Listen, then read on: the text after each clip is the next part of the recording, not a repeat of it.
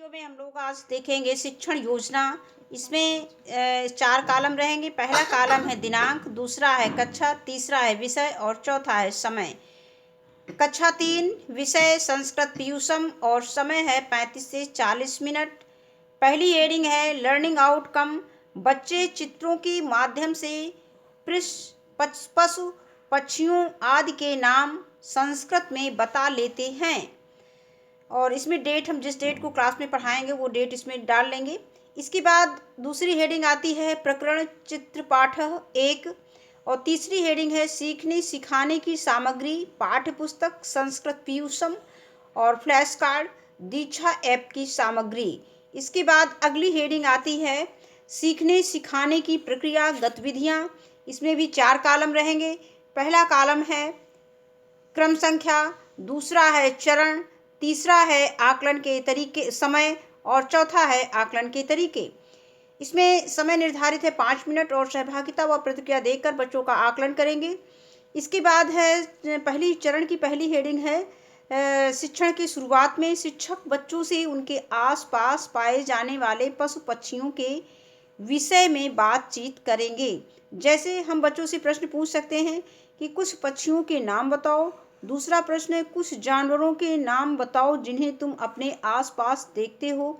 और तीसरा प्रश्न है तुम्हें अपने आसपास क्या क्या चीज़ें दिखाई देती हैं, उनके नाम बताओ। और विद्यालय परिसर में और भी चीज़ें हम बच्चों से पूछ सकते हैं या क्लास में जो भी चीज़ें हैं हम उनके बारे में पूछ सकते हैं। पेड़ पौधों के बारे में पूछ सकते हैं कि इनको हम क्या कहते हैं, और जब बच्चे बताएंगे तो उनको हम बता देंगे कि आज हम लोग इन सब चीज़ों के नाम, पशु पक्षियों, जानवरों, वस्तुओं के नाम को आज हम लोग संस्कृत में सीखेंगे। मतलब संस्कृत में इसे क्या बोलते हैं ये हम लोग आज जानेंगे और उसको लिखना और पढ़ना भी सीखेंगे। इसके बाद है अगली हेडिंग है शिक्षण के मध्य में। इसके लिए समय निर्धारित है 20 से 25 मिनट। प्रतिक्रिया व सहभागिता देखकर बच्चों का आकलन करेंगे। शिक्षक अपनी पाठ्य पुस्तक संस्कृत पीयूषम में पृष्ठ संख्या 10 व 11 द्वितीय पाठ चित्र पाठ 1 नामक पाठ खोलने को कहेंगे। शिक्षक बच्चों को पाठ में बने चित्रों का अवलोकन करवाते हुए बच्चों से आगे देखते हैं। बच्चों से पुस्तक में बने चित्रों का नाम पूछकर उन्हें संस्कृत में बताएंगे। अब शिक्षक पाठ का संस्कृत में वाचन करेंगे। इसके बाद शिक्षक पाठ में बने चित्रों को संस्कृत व हिंदी में बताएंगे। ये वानर मीन होता है बंदर। बच्चों को बताएंगे कि ये संस्कृत शब्द है और हम संस्कृत शब्द को हिंदी में हम लोग बोलते हैं और इसे संस्कृत में ये शब्द बोलते हैं। जैसे बंदर को हम लोग संस्कृत में क्या बोलते हैं? वानर। खटवा मीन चारपाई होता है, खटिया होता है। गृहम मीन होता है घर। और कुक्करह मीन होता है कुत्ता। पत्रम मीन पत्र। आम्रम मीन आम्र। चटका मीन गौरैया।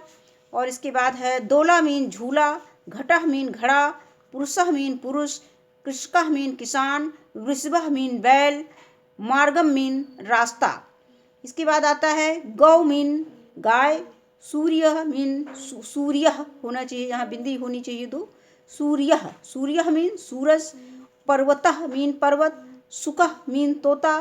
काकः मीन कौवा। और उद्यानम, यहाँ विद्यालय मीन स्कूल। उद्यानम मीन बगीचा। वृक्ष मीन वृक्षा मीन होता है पेड़। बालिका मीन लड़की। अजह मीन बकरी। अजा मीन बकरी। और बालकः मीन लड़का। इसके बाद आगे देखते हैं। इसी के आगे और भी कुछ शब्द इसमें दिए गए हैं, चित्र दिए गए हैं, उनको हम संस्कृत और हिंदी में देखेंगे। कंदुकम मीन होता है गेंद। कलिका मीन कली। मंडूका मीन मेढक। वकह मीन बगुला। वर्तका मीन बतख। कमलम मीन कमल। तितलिका मीन तितली। मत्स्य मीन मछली। पुष्पम मीन फूल। इसके बाद शिक्षण के बाद में इसके लिए समय निर्धारित है 10 मिनट और प्रश्नोत्तर व बातचीत के द्वारा हम बच्चों का आकलन करेंगे। शिक्षक बच्चों से पाठ के विषय में फ्लैश कार्ड या पुस्तक में बने चित्रों को दिखाते हुए बच्चों से उन्हें हिंदी और संस्कृत भाषा में बताने को कहेंगे। यदि बच्चे उक्त चित्र को संस्कृत में नहीं बता पाते तो शिक्षक उस शब्द को संस्कृत में बताकर बच्चों को उसको बोलने का अभ्यास करवाएंगे। इसके बाद अगली हेडिंग आती है समूह कार्य। शिक्षक बच्चों को दो दो के समूह में बांटकर उन्हें यू आकार में बैठाकर पाठ में बने चित्रों के विषय में बात करने को कहेंगे बच्चों से। इस बीच शिक्षक कक्षा में घूम घूम कर समूह का अवलोकन करेंगे और समूह में आई कठिनाइयों को ध्यान में रखकर उसका निवारण करेंगे। इसके बाद अगली हेडिंग आती है प्रदत्त कार्य, गृह कार्य और असाइनमेंट।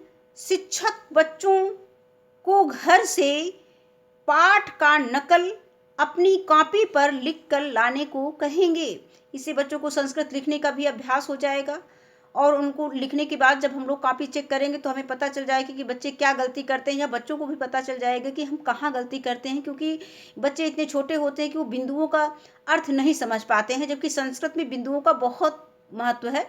अगर बिंदु गलत हो गए, अगर हमें लिखना है बालकः या लिखना है वकः, वर्तकः, मंडूकः, तो इसमें अगर हम बिंदु नहीं लगाएंगे दो तो क्या हो जाएगा, ये गलत हो जाएगा। ये हमको बच्चों से बताना है। इसके बाद आता है शिक्षक की आगामी कार्य योजना। कक्षा शिक्षण के दौरान बच्चों का आकलन व फीडबैक में आई कठिनाइयों को ध्यान में रखते हुए शिक्षक आगामी कार्य योजना का निर्माण करेंगे। धन्यवाद।